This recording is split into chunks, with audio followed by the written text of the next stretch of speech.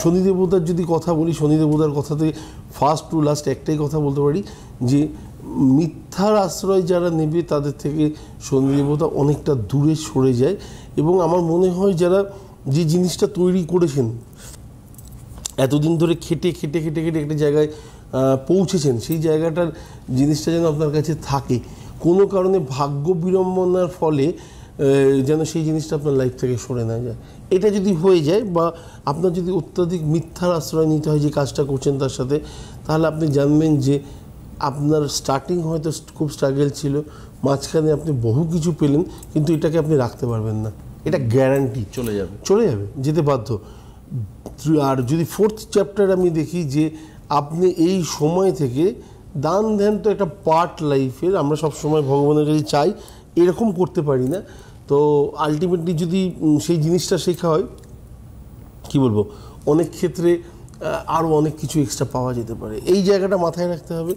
আর মিথ্যার প্রতিশ্রুতি, লোকের সাথে মিথ্যার আশ্রয় নিয়ে এগিয়ে যাওয়া, এই জায়গাগুলো থাকলে পরে ওই সাময়িক লাভটা আপনি দেখবেন, কিন্তু আপনি জানবেন আপনি এর আগে যে স্ট্রাগলটা করেছেন তার থেকে অত্যাধিক স্ট্রাগলের দিন আপনার লাইফে আসছে, যেটা কারোর ক্ষমতা নেই আটকানো। তার মানে লাইফকে একটা সেলফ অ্যানালিসিসের মধ্যে দিয়ে চলতে হবে, অনেস্টি এবং ডিগনিটির প্রতিও নজর রাখতে হবে।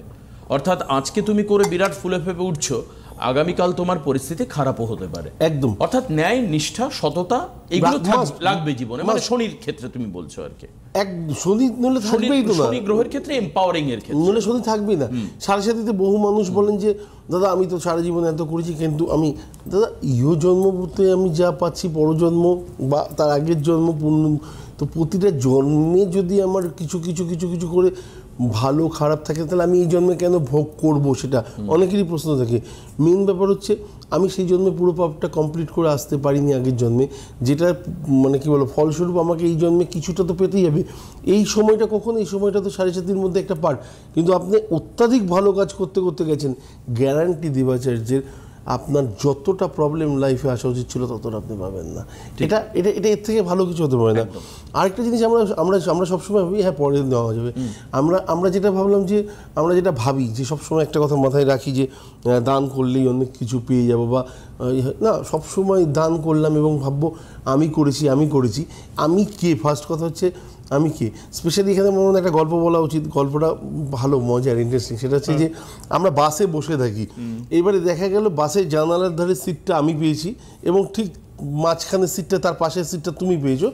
এবারে একজন ভিক্ষুক এসে বা একজন দিনদরিদ্র মানুষ এসে আমার কাছে চাইলেন, আমি কিছু দিলাম না, তুমি ওখান থেকে একটা 50 টাকার নোট বের করে আমার হাত দিয়ে দিলে, ভদ্রলোক আমাকে আশীর্বাদ করলেন। তার মানে কি আশীর্বাদটা আমার প্রাপ্তি? না, একদমই না, ভুল কথা। যিনি দিচ্ছেন আলটিমেটলি দেখছেন ওপরওয়ালা দিচ্ছেন, আপনি মাধ্যম।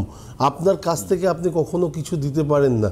একজনের ফল যেটা আপনার পাওয়া উচিত, সেই জিনিসটাই প্রভু আপনার হাত দিয়ে দেওয়া হচ্ছে। আপনার যদি হতো সেই জিনিসটা, বা আপনি যে জিনিসগুলো পেতেন, তাহলে জন্মের সময় তো একটা লুটা করে নিয়ে মায়ের সাথে সাথে পেটে আসার সাথে সাথে সেই জিনিসটা নিয়েও তো পৃথিবীতে আসতে পারতেন, তা নয়। আপনার এখানে কিছু নেই, আপনি মাধ্যম মাত্র। সেই জিনিসটা যেদিনকে উপলব্ধি হবে, আমার মনে হয় স্পেশালি 40-এর আগে না, এই জিনিসটা উপলব্ধি হওয়ার মতো জায়গা হয় না, মানুষের মধ্যে আসে না। যখন